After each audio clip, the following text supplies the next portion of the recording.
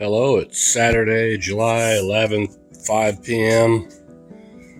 I guess I could say that I got the clean out and the sanitary tee for the guest sink installed, and all that's glued up now. I've installed the first of the subfloor level where I need to, so that I can install, well, another one just like that, because we're putting 2 layers of 3/4 inch ply down. I'll discuss why we're doing that later, but that's what we're doing. And I'm putting this stuff on so that I can then install the tub and the toilet. Not the toilet connection, the flange. And then over here, I completed this assembly, which includes the clean out and sanitary tee for the master bathroom sink.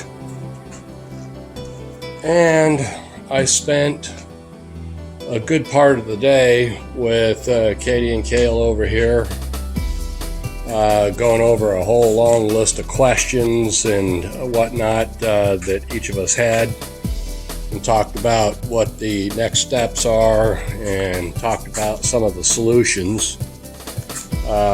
For example, over here, I can't run a normal vent pipe system because the window's too close to where the vent pipe needs to go higher than the window allows. So we need a different solution there, and Kale and I kicked that around quite a bit. And I think we came up with some good ideas. So I'll be able to finish that hopefully tomorrow. And then I'm going to be going to the store buying some more plywood so that I can install yet another layer of this stuff here in that sort of L shape, so that I can get the floor at the right height. Now, the reason we're going to do that is because we've made a command decision that we need to start thinking about trying to reduce time demand. So what we're going to do right there is 3/4 inch flooring. We're going to subfloor this area so it's the same level as the finished flooring out there. Then we're going to floor over the whole house at that level with new flooring, to be determined exactly what. But the main reason for doing that, even though we lose, you can argue we lose about 3/4 of an inch in total height between floor and ceiling. The reason we're going to do that is it saves time, and we don't feel that 3/4 loss is really that significant. So that's what we're going to do. It saves us some time and money, and that's that. So even though I didn't get a whole lot done today, I learned a whole lot, and I'm ready to move out with more work tomorrow. I should also point out, or maybe I already did, I'm going to be experimenting with that gas pipe tomorrow as well. All right, see you tomorrow. Hello, it's Sunday, July 12th, and this particular job, well, I had to rework everything I'd previously done. I used to have a hole right there, and this drain pipe went to that hole and up, and then we figured out there wasn't enough space to support the vent pipe there. So after a lot of research and discussion, decided that I'd cut the pipe there, turn this way, and then come up like I did. Theoretically, that'll pass inspection. I'm not 100% confident it will, but according to the internet, it will. So anyway, I spent the entire day putting this system in, and the vent pipe here has that little jog in it, because right there I had to miss that beam that's holding up the roof. Well, that may sound like it shouldn't have taken 3/4 of a day, but that hole right there, is directly over a rim board that sits on the concrete perimeter, and there wasn't enough clearance to get that pipe down there without taking away some of the rim board material. So I was down under there for probably 2 hours chipping away at the board down there so that I could get enough clearance to run that pipe up through there. Well, as you can see, I was ultimately successful, but it was not easy. So, 3/4 of a day to get that system in, and now I'm gonna go to the store to get some sheetrock, some 3/4 inch plywood to build up this L area so that I can, because that's the actual final subfloor level. And I got to do that because this tub needs to sit on the final subfloor level in order for me to install it. Similarly, the same thing is true of the toilet, which sits over here. So, before I can get to the tub installation, I got to go get that. Plus, I used up some of my 1.5 inch pipe parts that I had planned on using over there. So the bottom line is I got to go to the store. All right, we'll catch you later.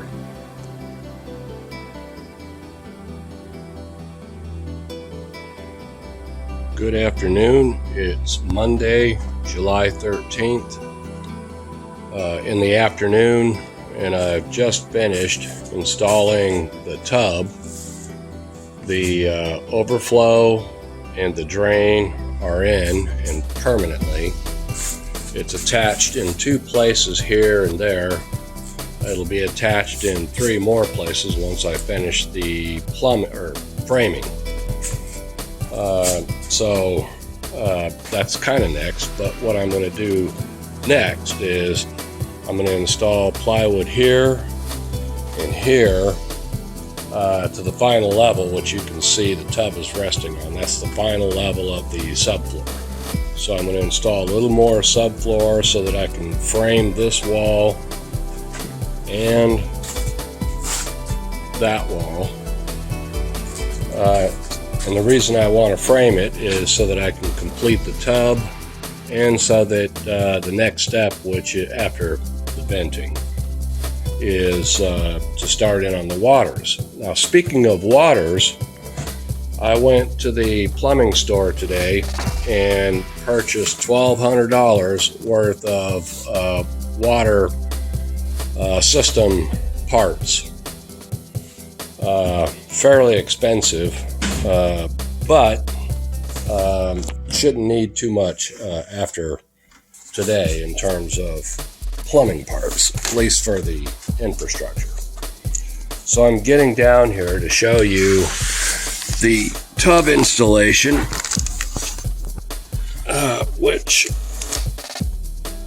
completes all of the drains. All drains are now complete. And what you're looking at here is the top of the tub. This right here is the overflow. That's the main drain.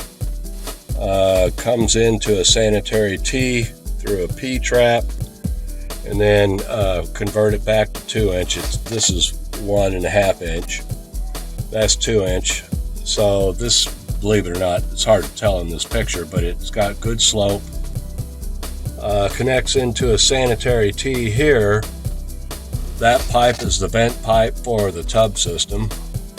Comes down and then into the 3-inch main sewer line right here.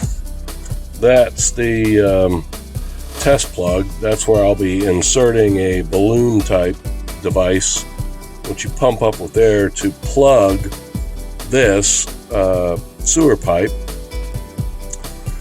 so that you can load the whole system, all this stuff going to be loaded with water when the inspector comes. It'll have a tremendous amount of water from this point on up through the entire system. And that'll be our means of proving that there's no leaks anywhere, not in the vent system and not in the main drain systems. So that's what we do. And there you have it. So, talk to you later. Well, I'm back. I should have explained something that some of you may have noticed. That is one of the feet of the tub. All the other feet are well secured. But I had to cut this hole out in order to get the overflow valve, which is non-standard. This whole thing is non-standard, and that's because of this beam here. But I had to cut that hole so that I could get the plumbing in.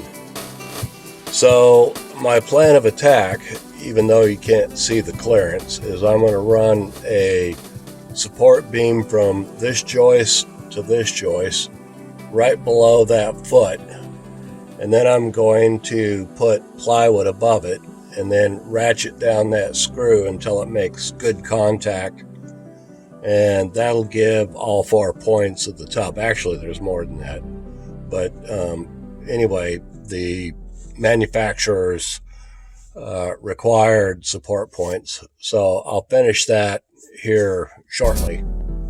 Bye. Sorry for the short video. It's still Monday the 13th. I just wanted to do a quick update to show you that I have the foot support beam in place. I managed to get it in. It just clears. It's very adequately supported and secured quite well. So I rotated the foot to get it into contact with the structure, and everything's good.